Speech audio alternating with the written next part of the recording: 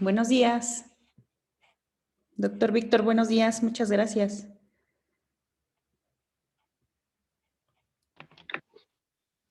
Buenos días. Buenos días, doctor Daniel.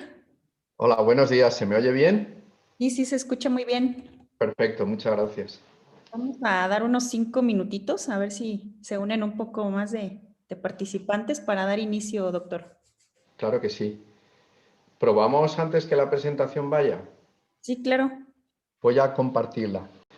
Nos vamos a dar inicio a esta sesión. Les doy la más cordial bienvenida en nombre del Colegio de Pediatría del Estado de México, miembro de la Confederación Nacional de Pediatría de México, de la Federación Pediátrica del Centro, la Academia Mexiquense de Medicina. Les damos la más cordial bienvenida a esta segunda sesión académica con el tema BPL1, un probiótico para la salud metabólica. Y agradecemos el apoyo del Laboratorio Columbia, en especial a la licenciada Marcela Martínez Elizondo, directora del Laboratorio Columbia, Gabriela Hernández Carranza, también muchas gracias por su apoyo, bueno, todo el gran equipo que estuvo detrás de todo esto. Y pues presentamos a nuestro ponente del día de hoy, que se conecta con nosotros desde Valencia, España. Es el doctor Daniel Ramón Vidal. El doctor tiene un amplio currículum. El doctor es el doctor en Ciencias Biológicas por la Universidad de Valencia en el Departamento de Genética Molecular. Realizó estancias postdoctorales en el Departamento de Genética de la Universidad de Agricultura en Holanda. Ha publicado más de 150 artículos en revistas internacionales. Ha obtenido diversos premios en investigación científica. Es miembro del comité científico del Microbial Resource Research Infrastructure. Esta es la infraestructura de investigación paneuropea para recursos microbianos, y también es miembro de la Real Academia de Ingeniería de España. En el año 2003 fundó la empresa Biopolis. Es una empresa especializada en biotecnología microbiana, así como también en el 2008 fundó la empresa especializada en genómica masiva. Actualmente es vicepresidente de investigación y desarrollo en nutrición y salud en Archer Daniels Midland, que es una empresa que se dedica a procesamiento de alimentos y comercio de productos básicos. Es el científico que descubrió la cepa BPL1, Bifidobacterium lactis, para el sobrepeso y obesidad. Le damos la más cordial bienvenida, doctor. Muchísimas gracias por su participación en esta sesión. Bienvenido. Muchas gracias. Es un placer estar con todos ustedes y espero durante los próximos minutos convencerles de que nuestro probiótico BPL1 es un desarrollo interesante. Me da un poco de vergüenza empezar explicándoles a ustedes, que lo saben muchísimo mejor que yo, el gran problema que supone la hipercolesterolemia, la obesidad, la diabetes y otros desórdenes metabólicos en prácticamente todos los países del planeta. Como bien definió en su día la Organización Mundial para la Salud, pues estamos frente a una epidemia global que va escalando y escalando de sobrepeso y obesidad, lo que ellos calificaron como globesidad, y que está sucediendo en muchísimas partes del planeta. Evidentemente que la obesidad es un desorden multifactorial donde intervienen muchísimos factores y no hay ningún género de dudas de que los más importantes son dietas inadecuadas y falta de estilos de vida saludable. Pero también sabemos que hay otros factores que potencian estos factores más importantes, como puede ser, por ejemplo, el componente genético. Hay descritas ya bastantes mutaciones en el genoma humano que predisponen al desarrollo de obesidad. Y desde hace aproximadamente 12 años sabemos que otro factor más es el microbioma digestivo. Y lo sabemos gracias a los trabajos de Jeff Gordon en la Universidad de Washington, que primero vieron que en un modelo murino de obesidad, en ratas Zucker, pues las ratas obesas tenían en su microbioma digestivo un aumento de firmicutes frente a una bajada de bacteroidetes. Posteriormente comprobaron lo mismo en individuos humanos obesos y individuos humanos delgados. Los obesos tenían menos bacteroidetes y más firmicutes en su microbioma digestivo. Pero el resultado relevante de este grupo de investigación se produjo un año más tarde, cuando utilizando ratones libres de gérmenes, ratones sin composición de microbioma digestivo, y haciendo trasplante fecal de heces de individuos humanos obesos o de individuos humanos con normopeso, veían que al trasplantar las heces de los individuos obesos, los ratones desarrollaban obesidad y, por contra, al trasplantar las heces de individuos con normopeso no lo hacían. Esto fue un argumento realmente de peso, nunca mejor dicho, para dar idea de que, insisto de nuevo, entre los factores que nos pueden inducir a la obesidad, uno de ellos era el microbioma digestivo. Y les aseguro que fue el punto de arranque, hace eso ya aproximadamente 11 años, para que nosotros en nuestra compañía empezáramos a pensar en la posibilidad de encontrar un probiótico proveniente del microbioma digestivo que tuviera la capacidad de ser eficaz en problemas de salud metabólica. La primera idea que se nos vino fue muy obvia: podríamos buscar un probiótico que disminuyera el depósito de grasa. El problema es cómo escrutar una colección de probióticos como la que nosotros tenemos, con más de 1500 aislados, para encontrar uno que reduzca el depósito de grasa en un animal. Evidentemente esto se podría hacer en un modelo murino, pero pueden imaginarse la cantidad de años y el coste económico que tendría hacer algo así. Por fortuna para nosotros, desde que creamos la compañía, tenemos un modelo animal mucho más sencillo que la rata o el ratón, que es el que ven en la parte derecha de esta diapositiva, en una imagen obtenida en una lupa binocular. Es un pequeño gusano que se llama Cenobarditis elegans. Es un gusano que solo mide 1 milímetro, solo tiene 1020 células, de las cuales 318 son neuronas, pero lo más interesante es que su genoma está totalmente secuenciado, fue el primer genoma animal que se secuenció, y el 45% de los genes humanos están en el genoma de este gusano. Este fue nuestro punto de arranque hace ahora 12 años, investigar si las rutas metabólicas que predisponen a obesidad y que están bien definidas en humanos estaban presentes en este animal. Inmediatamente pudimos comprobar que así era. La síntesis de ácidos grasos, las rutas de saciedad, el estrés oxidativo, que es el comienzo de la obesidad, todas estas rutas estaban perfectamente conservadas desde este pequeño gusano hasta nosotros, los humanos. Y la siguiente pregunta es: ¿cómo podemos medir la deposición de grasa en un animal que solo mide 1 milímetro?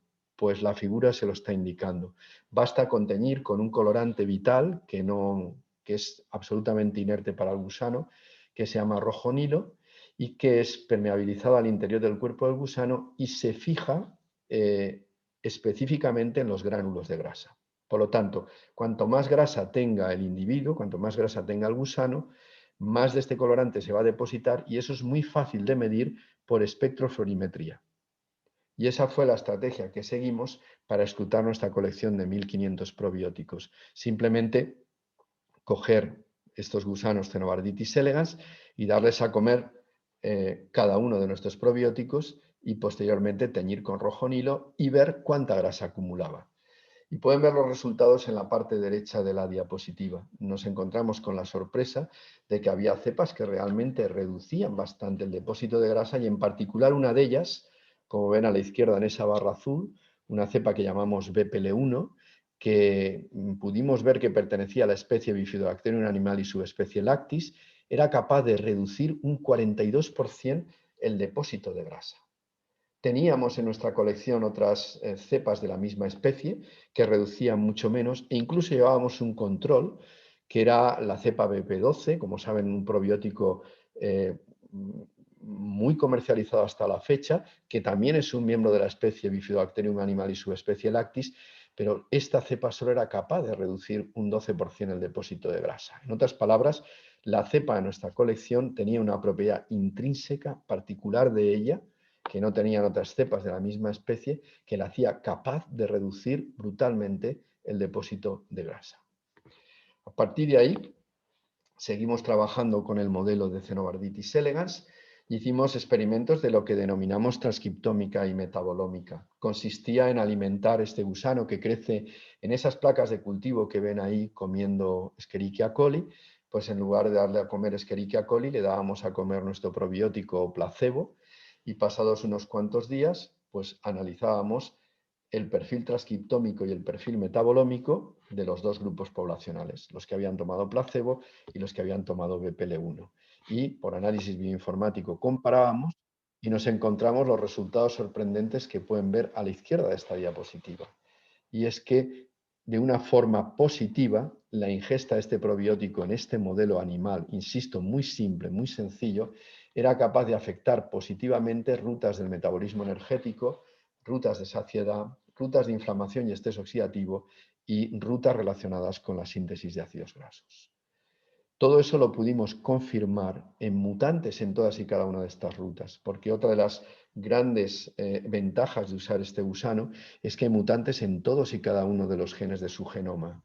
Nosotros, los humanos, tenemos alrededor de 24.000 genes, este gusano tiene alrededor de 15.000 y hay mutantes en todos y cada uno de los genes. Buscamos mutantes en las rutas de metabolismo energético, de saciedad, de estrés oxidativo, inflamación y metabolismo de ácidos grasos, y pudimos comprobar que en todos esos mutantes reducía mucho menos el depósito de grasa, o lo que es lo mismo, teníamos la confirmación in vivo de los experimentos que habíamos visto utilizando las tecnologías ómicas. Y con esto cerramos este primer paquete, donde en un modelo animal muy simple habíamos detectado un microorganismo, un probiótico de BPL-1, que parecía ser capaz de reducir el depósito de grasa.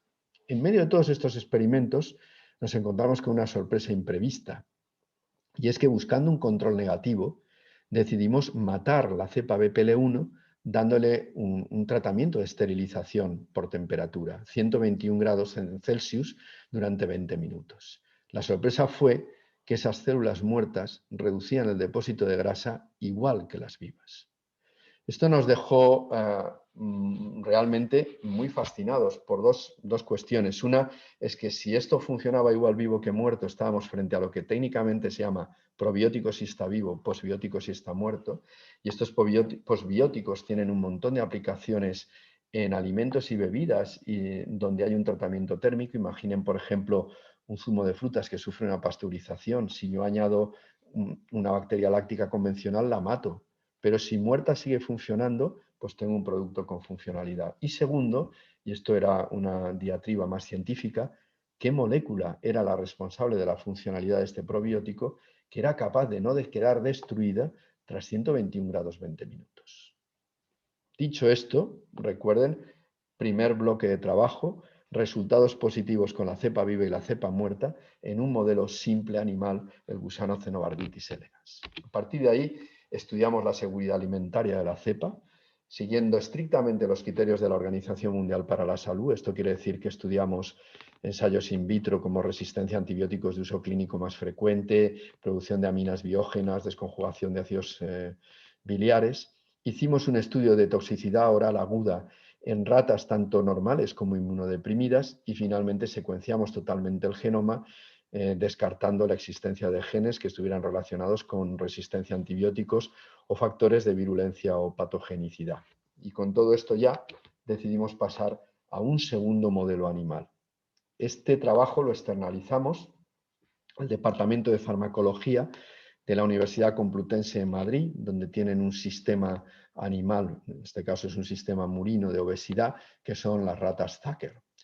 Y lo que observamos en ratas Zucker a las que alimentamos bien con nuestra cepa BPL-1 o bien con placebo y además llevando un control de ratas delgadas, lo que pudimos observar es de nuevo confirmar lo que habíamos visto en el caso de elegans, la ingesta de BPL-1 en este modelo murino afectaba de forma positiva tanto el estrés oxidativo y la inflamación como la saciedad, como el metabolismo de ácidos grasos, pero en este modelo de ratas hiperobesas además vimos un efecto estadísticamente significativo en la reducción de peso y luego en estas ratas que tienen un problema de colesterolemia pudimos observar que tras la ingesta de nuestro probiótico BPL-1 por 16 semanas, el ratio entre colesterol total y HDL pues bajaba ostensiblemente, recuperando los niveles que tenían las ratas delgadas. Cerramos con esto el segundo paquete de investigación preclínica. Ya teníamos un modelo simple como el gusano Cenobarbitis elegans y un primer modelo murino de hiperobesidad y decidimos ir a un segundo modelo murino que en este caso mimetizaba un síndrome metabólico. Es el modelo de ratas Wistar con dieta de cafetería, lo externalizamos a la Universidad Rovira i Virgili en Tarragona, en Cataluña. Ellos tienen este modelo y han trabajado con él durante muchísimos años y como pueden ver, pues de nuevo tuvimos los mismos resultados que habíamos tenido con los dos modelos animales anteriores. Efecto positivo en saciedad, efecto positivo en estrés oxidativo, efecto positivo en metabolismo de ácidos grasos. Pero además, en estas ratas podemos confirmar que tanto la ingesta de la cepa viva como de la cepa inactivada térmicamente disminuía el depósito de grasa mesentérica usando resonancia magnético-nuclear, mejoraba la dislipidemia, el gasto energético y la sensibilidad a insulina. Con esto cerramos todo nuestro paquete de investigación preclínica, 3 modelos animales distintos a diferentes escalas filogenéticas eran suficientes como para con esa seguridad y por supuesto, habiendo hecho la seguridad alimentaria pertinente, pasar al primer ensayo clínico. Esto se hizo en el Hospital Clínico de la Universidad Rovira i Virgili y se trabajó con 135 voluntarios adultos que tenían un ligero incremento de cintura abdominal, más de 102 centímetros en hombres, más de 88 centímetros en mujeres. Tenían más de 18 años y lo que hicimos fue dividirlos en 3 grupos, de forma que uno recibió uno de los grupos placebo, el otro recibió la cepa viva y el otro recibió la cepa muerta. Es como ya verán, pues un ensayo doble ciego, randomizado y con placebo. Y los resultados fueron realmente muy positivos. Como pueden ver a la izquierda de la diapositiva, lo que pudimos comprobar es que tanto el grupo que recibía la cepa viva como la cepa inactivada térmicamente tenían una reducción estadísticamente significativa del diámetro de cintura. Eso correlacionaba con una reducción estadísticamente significativa en los dos grupos del índice de conicidad, pero además cuando hacíamos resonancia magnético-nuclear lo que podíamos comprobar es que toda esa reducción se debía a la reducción en el depósito de grasa visceral. No había reducción de grasa peritoneal, exclusivamente grasa visceral. Además, pudimos comprobar que en el caso de las células vivas había una reducción estadísticamente significativa del índice de masa corporal y una tendencia en las células muertas. Y hicimos estudios de microbioma digestivo a tiempo cero y tras los 3 meses, que fue el tiempo que duró el ensayo clínico de ingesta de BPL-1, y pudimos comprobar cambios positivos en el microbioma digestivo, entre ellos un aumento en Akkermansia y un aumento en bifidobacterias, 2 grupos bacterianos que están descritos a la baja en individuos obesos. Todos estos resultados preclínicos y clínicos que les he mencionado fueron publicados.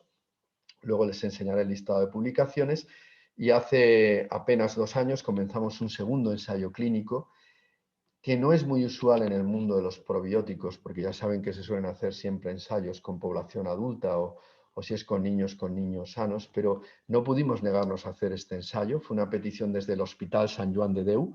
Es un hospital en Barcelona que es una referencia internacional, al menos en Europa, en hospital pediátrico, y tienen un grupo de trabajo en el Hospital Sant Joan de Déu en niños con síndrome de Prader-Willi. Nos contactaron porque habían leído el artículo con ratas Zucker, salvando las distancias, los niños con Prader-Willi son algo metabólicamente similar a las ratas Zucker y nos preguntaron si estaríamos dispuestos a darles una dosis compasiva de BPL-1 para un ensayo clínico, cosa a la que evidentemente inmediatamente dijimos que sin ningún problema. Supongo que conocen muchísimo mejor que yo el síndrome de Prader-Willi. Ya saben que es una enfermedad rara que se caracteriza por un amplio rango de manifestaciones clínicas que pueden ir desde una composición corporal alterada, con un aumento de la adiposidad y una disminución de la masa magra. Esto se da fundamentalmente a partir de los 4 años de vida del individuo, hasta una hiperfagia, baja estatura, hipogonadismo, incluso discapacidad intelectual y graves problemas de comportamiento.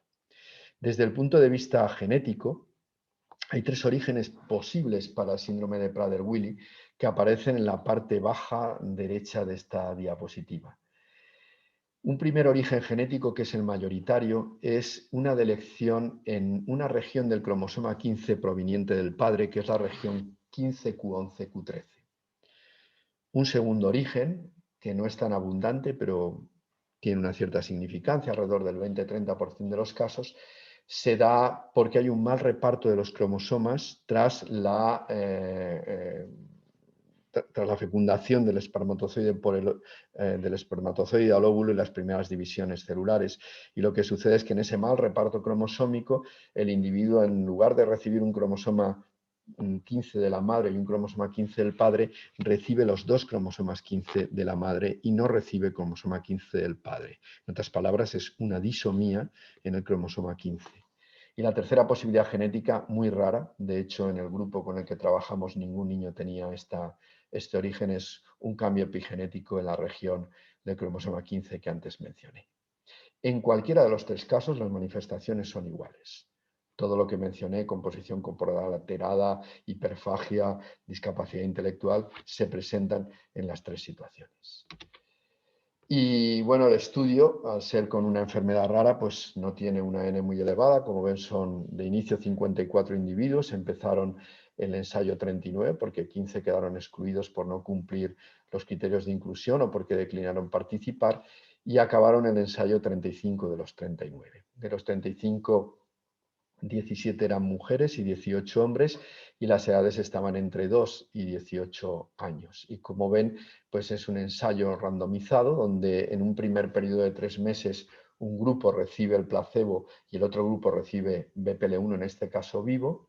Tras los 3 meses se hace un periodo de lavado de 3 meses y posteriormente un segundo periodo de ingesta, en el que el grupo que había recibido probiótico ahora recibe placebo y el grupo que había recibido placebo ahora recibe probiótico.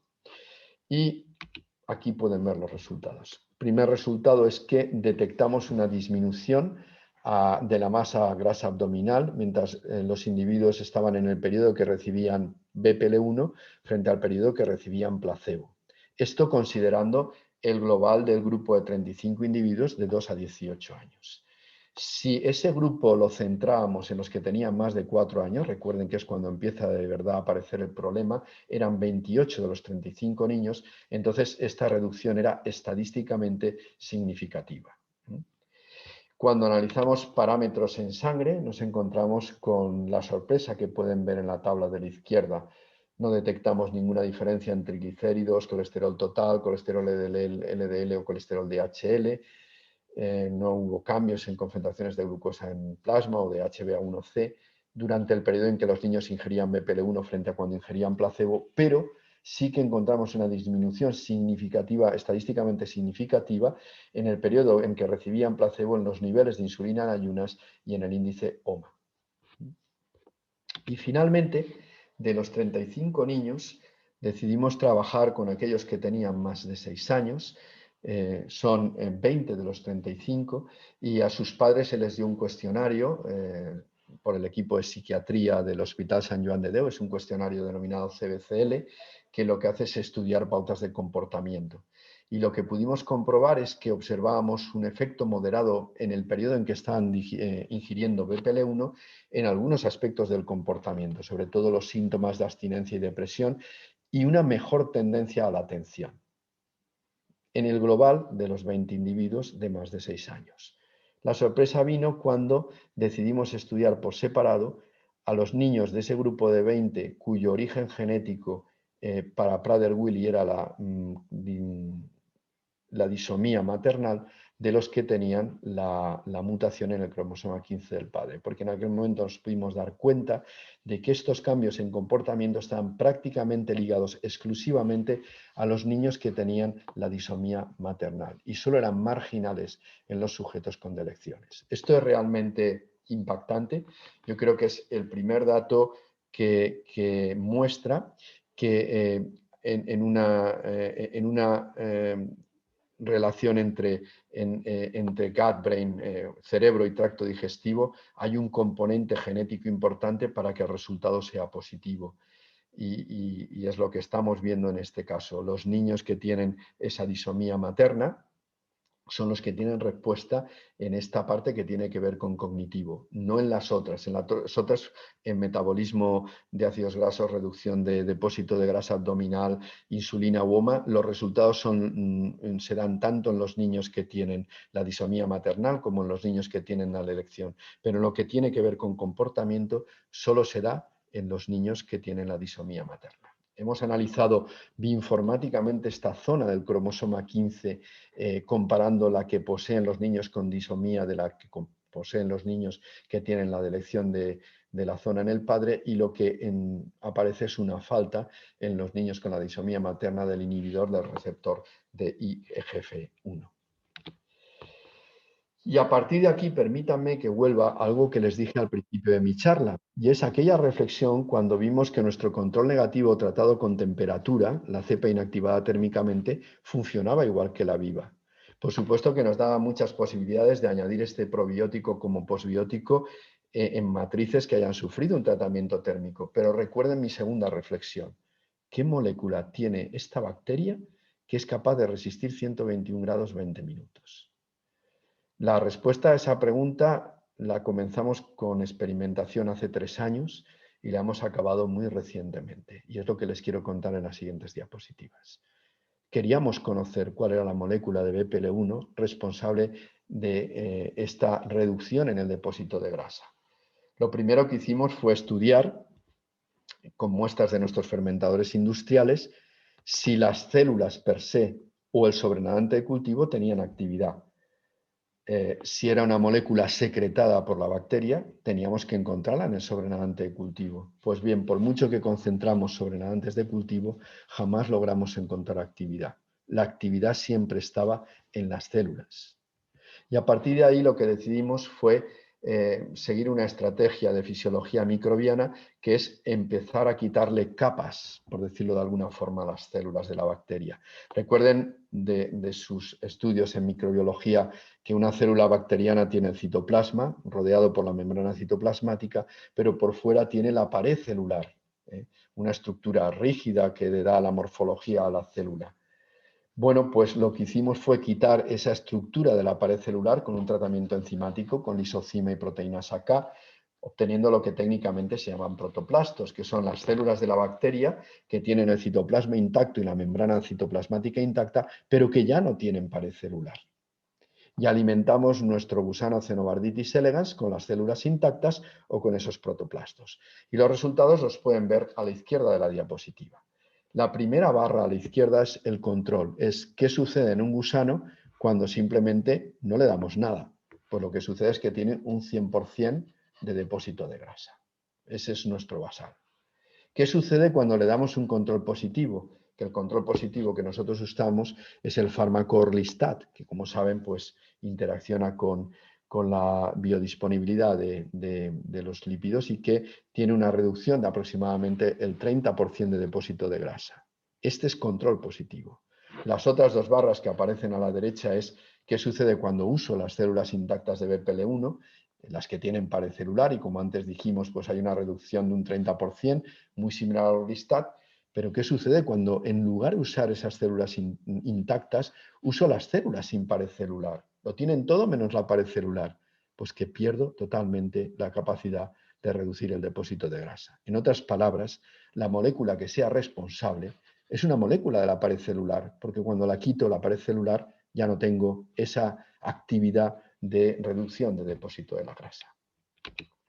Tenemos más datos que apuntan en la misma dirección. Por ejemplo, saben que hay muchos antibióticos que interfieren con la síntesis de pared celular, y lo que hemos hecho es usar algunos de ellos. La diapositiva les muestra trabajos con vancomicina y ampicilina, que damos a la bacteria BPL1 a unas dosis subliminales, muy por debajo, por supuesto, de la dosis inhibitoria, de forma que obtenemos células viables de BPL1 que no están afectadas en su viabilidad por el antibiótico, pero que tienen cambios en su estructura de pared celular, porque recuerden, este antibiótico está interaccionando a nivel de síntesis de pared celular. Pues como pueden observar en la izquierda de esta diapositiva, con 2 dosis subliminales de vancomicina y con 2 dosis subliminales de ampicilina, donde la estructura de la pared celular es distinta, de nuevo perdemos la funcionalidad. Y nos vuelve a indicar que es un componente de la pared celular el responsable de la funcionalidad. En la siguiente diapositiva les muestro los resultados ya concluyentes. A la izquierda tienen la estructura de una pared celular de una bacteria como Bifidobacterium, una gram positiva, donde como ven está la membrana citoplasmática, y por arriba aparece toda la estructura de pared celular con el core de peptidoglicano, pero luego anclado al peptidoglicano toda una serie de familias de moléculas como las proteínas asociadas a pared celular, los ácidos teicoicos o los ácidos lipoteicoicos. Durante 2 años hemos trabajado en poner a punto las técnicas cromatográficas que nos permitieran tener fracciones puras del peptidoglicano, de las proteínas asociadas a pared celular, de los ácidos teicoicos o de los ácidos lipoteicoicos de nuestra cepa, para poder ensayar cada una de esas fracciones por separado en el modelo de Elegans. Y los resultados los tienen a la derecha de la diapositiva. De izquierda a derecha, como siempre, la primera barra es control negativo, no toman nada 100% de depósito de grasa. Segunda barra es control positivo, el fármaco Orlistat, reducción del 30%. Tercera barra es las células vivas, igual que Orlistat. Cuarta barra son las células muertas, la misma cantidad que en la barra anterior y como ven una reducción prácticamente idéntica. ¿Cuál es la quinta barra? La tercera barra por la derecha. Es la fracción del lipoteicoico proveniente de esa cantidad de células. Y como ven, tiene un efecto prácticamente idéntico al de las células vivas o las células muertas. El resto de fracciones no da ninguna reducción de depósito de grasa. La siguiente barra, la penúltima a la derecha, es esa misma fracción de ácido lipoteicoico tratado 121 grados, 25 minutos, la fracción pura, y mantiene, como ven, la capacidad de reducir la grasa. Y la última es la fracción sometida a liofilización, que también mantiene la actividad. Esta diapositiva claramente indica que la molécula responsable de la funcionalidad del probiótico BPL1 para reducir el depósito de grasa es el ácido lipoteicoico. Hemos aislado ácidos lipoteicoicos de multitud de probióticos, tanto del género Bifidobacterium como Lactobacillus como Bacillus. No hay una cepa que tenga un lipoteicoico con la actividad que tiene la de la cepa BPL1. Por supuesto, todo esto en estos momentos está protegido por propiedad intelectual. Y aquí pueden ver los primeros resultados que estamos empezando a tener cuando en lugar de utilizar el probiótico completo, utilizamos el lipoteicoico purificado del probiótico completo. Recuerden que antes les contaba que en el caso de las ratas Wistar habíamos visto una mejora en la sensibilidad a insulina, como habíamos visto en el ensayo de Prader-Willi. Por eso nuestros primeros tiros fueron dirigidos a intentar entender si el lipoteicoico de BPL1 interacciona con la ruta de señalización de insulina. Ya sé que les parecerá increíble, pero el gusano Cenobarditis elegans tiene totalmente conservada con respecto a humanos la ruta de señalización de insulina a partir del transportador. El equivalente al transportador humano de glucosa es DAF2, el equivalente al factor transcripcional FOXO en humanos es DAF16. Mutantes en estos dos genes en el gusano Cenobarditis elegans, DAF2 y DAF16, lo pueden ver a la izquierda de la diapositiva, pierden la capacidad de reducir el depósito de grasa. En otras palabras, estos resultados lo que nos están indicando es que al menos la ruta de señalización de insulina es al menos una de las dianas del lipoteicoico, que es la molécula funcional de BPL1 en la reducción de depósito de grasa. Esta otra diapositiva que ven aquí es diferente. Tenemos un modelo de inducción de diabetes en el gusano y tenemos un buen control positivo para ello, que es metformina. A la izquierda pueden ver cómo la metformina reduce prácticamente un 30% del depósito de grasa en estos gusanos diabéticos que son obesos. Y a la derecha pueden ver cómo el lipoteicoico purificado de la cepa BPL1 es prácticamente capaz de hacer lo mismo. Actualmente estamos comenzando experimentos, ya no con modelos en Elegans, sino con modelos murinos en señalización de insulina para trabajar más sobre esta posibilidad de diana.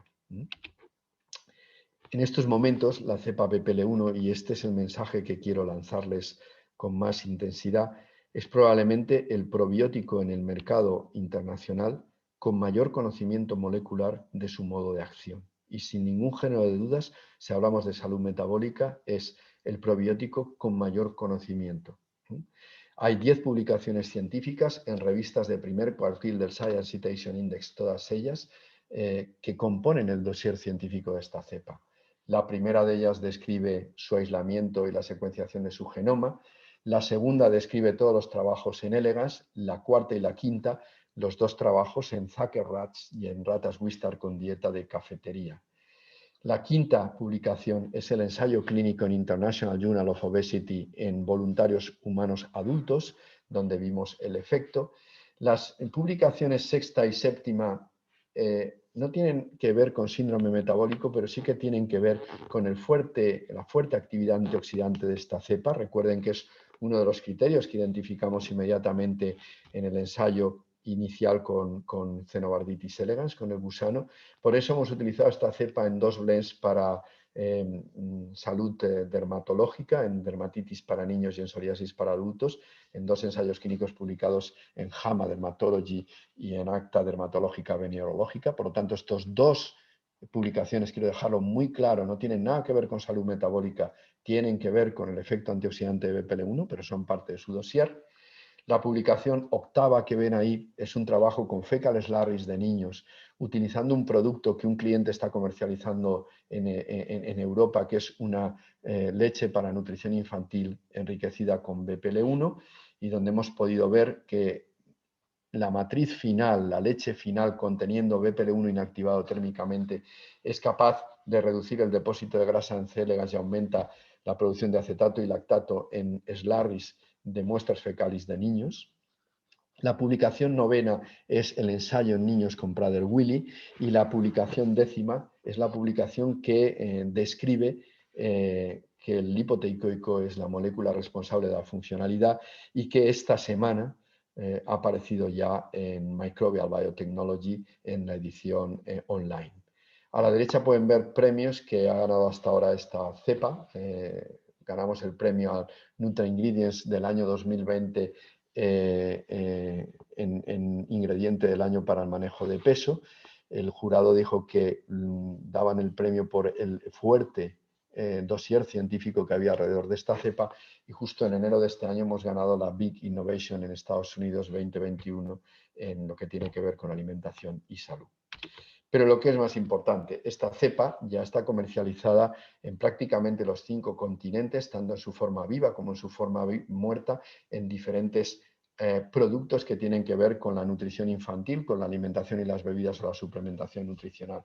Quiero destacarles que en México se está comercializando por parte de Laboratorios Columbia como un suplemento nutricional, pero como pueden ver hay otros productos en el mercado, en distintas partes del planeta. En esencia, y ya para finalizar, decirles que BPL1 es una cepa que hemos llevado desde el laboratorio al escalado industrial y finalmente a la mesa, y no solo en un sector industrial. Insisto, estamos orgullosísimos de que Laboratorios Columbia, que para nosotros es una referencia, esté comercializando BPL1 como un suplemento nutricional en farmacia.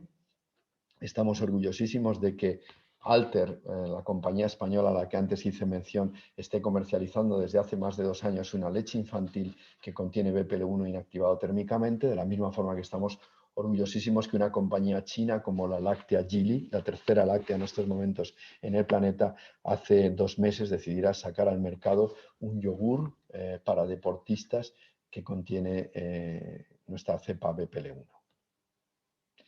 Y bueno, esto era todo lo que quería contarles. A partir de aquí estaré dispuesto a contestar todas las preguntas que ustedes me hagan, si es que esa es la respuesta, por supuesto. Muchas gracias por su brillante participación, doctor. Bueno, si ya empezaron a escribirnos ya preguntas, los invitamos a que a través del chat o levantando la mano nos indiquen si hay alguna duda o pregunta para el doctor. Nos preguntan, ¿a partir de qué edad se puede utilizar BPL1? Bueno, nosotros estas leches de las que estoy hablando creo que es leche a partir de 2 años. Ok. Si hay alguna dosis máxima. La dosis que tenemos establecida es una dosis de 10 a la 10 unidades formadoras de colonia por día, tanto para la versión viva como para la versión inactivada térmicamente. Y en el producto que sale de nuestra planta de producción muerto está perfectamente fijado al equivalente a 10 a la 10 células vivas usando citometría de flujo. Ok, muchas gracias. Y también, ¿a qué hora se recomienda tomar o en qué momento? ¿Si antes o después de los alimentos? Bueno, en realidad nosotros recomendamos una ingesta al comienzo del día, pero he de decir claramente que no tenemos un ensayo clínico comparativo entre tomarlo al inicio del día o tomarlo después. Pero como todos los ensayos clínicos se han hecho de esa forma, es como nosotros lo recomendamos hacer. Ok, perfecto. ¿Alguna otra duda, pregunta? Los invitamos a que nos Veo aquí escriban. algún efecto adverso. No los hemos detectado hasta ahora. Y sí que quiero, esto para nosotros como compañía es muy importante. Nuestro primer paso siempre es no tener ningún género de dudas acerca de la seguridad alimentaria de la cepa. En Europa existe un listado de cepas autorizadas que se llama QPS, de Qualified Presumption Safety, que la Autoridad Europea de Seguridad Alimentaria estableció ya hace unos años. De forma que si tú tienes una cepa de esa especie, en teoría no tienes que hacer ningún estudio de seguridad alimentaria. No estábamos obligados a estudiar la seguridad alimentaria de nuestra cepa porque Bifidobacterium animalis subespecie lactis está en el listado QPS de la EFSA. Aún así, por política de empresa, decidimos, como con cualquiera de nuestros aislados, llevar a cabo un estudio de la seguridad alimentaria siguiendo, como he indicado antes, los criterios de la Organización Mundial para la Salud. Hicimos todos los estudios in vitro que mencioné de conjugación de sales biliares, producción de aminas biógenas, resistencia a antibióticos de uso clínico, de uso más frecuente, que es muy importante. Secuenciamos totalmente el genoma para estar seguros de que no había genes problemáticos y finalmente hicimos el ensayo en modelo murino de toxicidad oral aguda en ratones normales e inmunodeprimidos. Aún así, antes de empezar los primeros ensayos clínicos en humanos, se hizo algún fase 1 con voluntarios sin que se detectara ningún tipo de problema y nunca liberamos a niños sin haber tenido antes los clínicos en adultos. No tengo ninguna duda de que esta cepa no es un problema desde el punto de vista de seguridad alimentaria. Indicarles también que tiene el estatus GRAS de la FDA, lo pedimos y no tuvimos ningún problema en obtenerlo. Muy bien, muchas gracias. También nos preguntan si Orlistat y BPL-1 se pueden usar juntos. En realidad no habría ningún problema en usarlos juntos, lo que no sé si hay un efecto aditivo o no, porque nunca lo hemos hecho. Nosotros vendemos probióticos, no somos una compañía que venda drogas farmacéuticas, por lo tanto, nunca hemos hecho ese estudio. Lo que sí que les puedo decir es que hemos hecho estudios buscando simbióticos de BPL-1 con algunos tipos de prebióticos. Y hemos observado algunas fibras que tienen un efecto simbiótico con BPL-1. En concreto, una fibra de nuestra compañía, que es Fibersol, tiene un buen efecto simbiótico con BPL-1. Pero nuestro enfoque siempre es un enfoque muy dirigido a desarrollos no droga farmacéutica, sino suplementación nutricional y por lo tanto algo mucho más soft que eso. No tenemos ningún dato de interacción con Orvista. Ok, muchas gracias. El nombre comercial y si ya está disponible en México. Sí, bueno, el nombre comercial es el producto de Laboratorios Columbia, Metafit. He visto antes, había una pregunta que me ha parecido importante, lo que pasa es que ya la han quitado. El nombre, el producto está comercializado por Laboratorios Columbia y son unas pastillas. Una ingesta diaria de una de estas pastillas es suficiente. Creo que ya llevan como 2 años comercializando este producto y bueno, creo que están contentos. Nosotros más que contentos que sea Laboratorios Columbia quien esté vendiendo nuestro producto porque para nosotros son un referente de seriedad. Muy bien, muchas gracias. También nos preguntan si se puede incrementar la dosis en caso de que no se logre una reducción de peso. Es que todos los datos que tenemos de ensayos clínicos indican que cuando analizamos individuos por individuo, prácticamente no tener efecto en ningún individuo no se ha producido en ninguno de los individuos analizados por separado. Yo no soy partidario de incrementar dosis. 10 a la 10 es más que suficiente y si funciona, funciona. No soy partidario de incrementar las dosis. Ok. Y hay otra pregunta. ¿Se esperan los mismos resultados en los modelos murinos? Ya me acuerdo la pregunta que he visto, Beatriz, que me ha llamado la atención es, ¿hay resultados en población de América Latina? Ok. Ajá. En estos momentos estamos a punto de empezar un ensayo clínico en México y también vamos a comenzar un ensayo clínico en Asia, en población asiática. Desgraciadamente el COVID nos ha parado un ensayo clínico en el que yo tenía, bueno, tengo todavía muchísimo interés que se realiza con la Universidad de Tufts en Boston.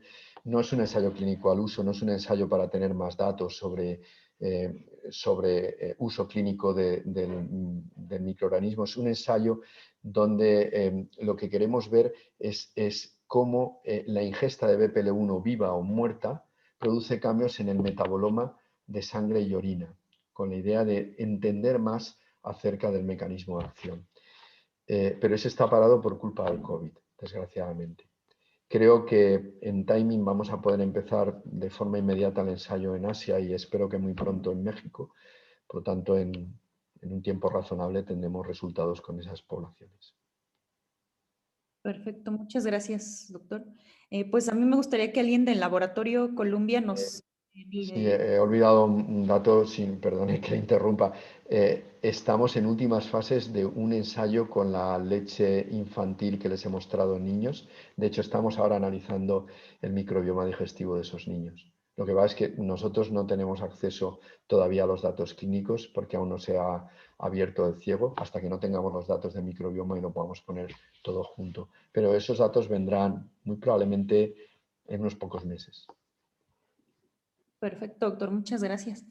Les comentaba si alguien del laboratorio nos podría apoyar porque hay preguntas del costo, en qué farmacia lo podemos encontrar, presentación, no sé, Gaby, o el doctor Tapia, no sé quién nos pudiera apoyar.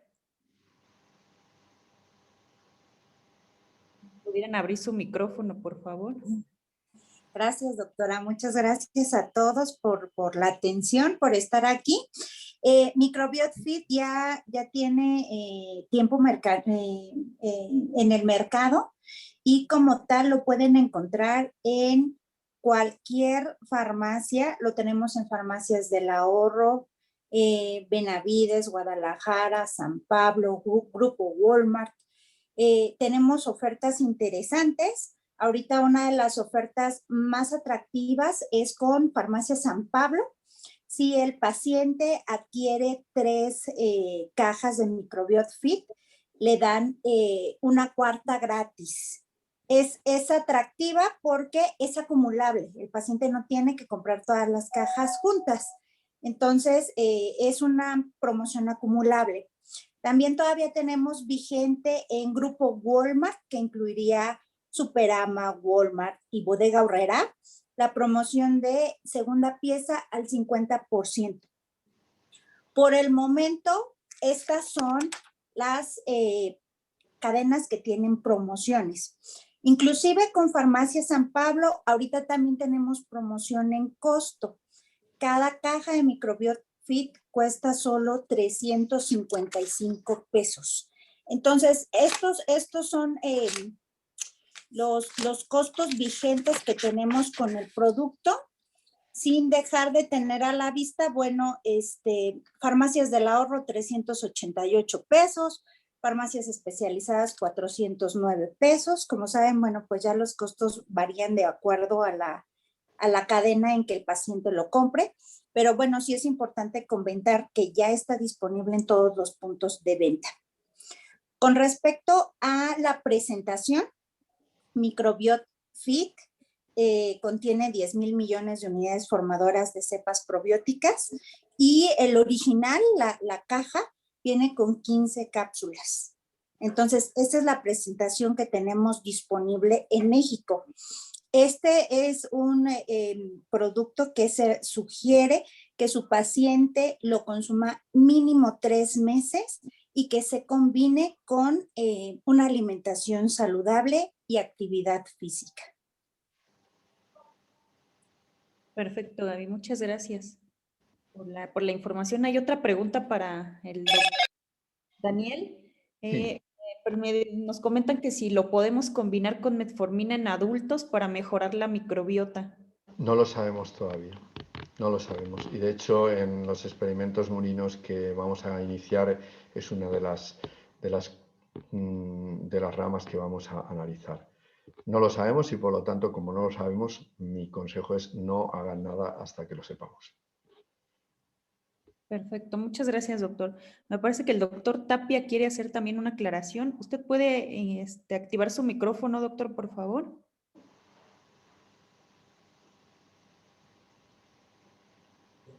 Me dice que no lo puede abrir.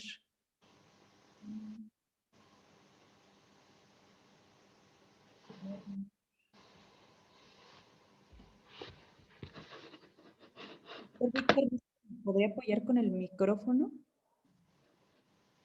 No lo alcanzo a ver, no sé cómo está registrado el doctor.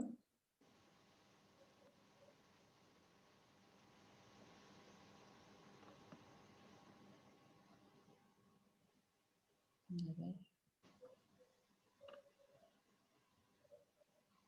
¿Me podría levantar su mano, doctor Tapia? No logro verlo.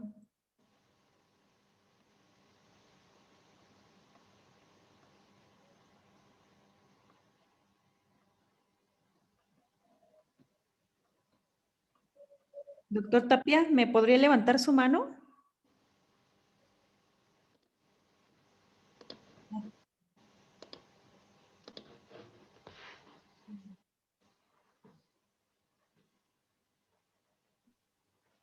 Creo que ya, a ver. Aquí estoy.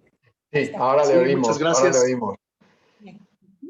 Ok, muchísimas gracias. Bueno, antes que nada, a nombre de Laboratorios Columbia, de nuestra directora Marcela Martínez Domínguez y de todo el equipo, les damos las gracias a todos por asistir a esta importante ponencia del doctor Ramón Vidal, que es el investigador, como lo presentó la doctora al inicio de la sesión. Quiero comentarles, la experiencia en México ha sido muy favorable. En la empresa tuvimos un protocolo con personal de la empresa. Hubo importantes reducciones en tallas y en la baja de peso, muy alineadas a los estudios clínicos y a los resultados en los estudios clínicos que nos mostró el doctor. El lanzamiento del producto fue en septiembre del 2019. Ya tenemos 1 año y medio de experiencia, muchos pacientes beneficiados al mejorar su calidad de vida, al reducir tallas, al mejorar su autoestima, con todos estos beneficios que están ahora expresados en lo que nos comentó el doctor. Ya mi compañera explicó en qué farmacias en realidad estamos en cadenas, estamos también en algunas farmacias privadas que no sean de cadena, y con las ofertas que ya mencionó mi compañera, y con las unidades formadoras de colonia que les comentaba de los 10,000 millones. El producto ha funcionado muy bien en México, sin efectos secundarios, de una forma natural. Logra el paciente la reducción de las tallas y de la baja de peso para una mejor vida saludable y un mejor equilibrio en su salud. Es lo que quería agradecerle a la doctora Archundia y a todo el colegio de médicos, al doctor Gutiérrez, a todo el colegio de médicos pediatras del Estado de México. Muchísimas gracias por su participación y estamos a sus órdenes.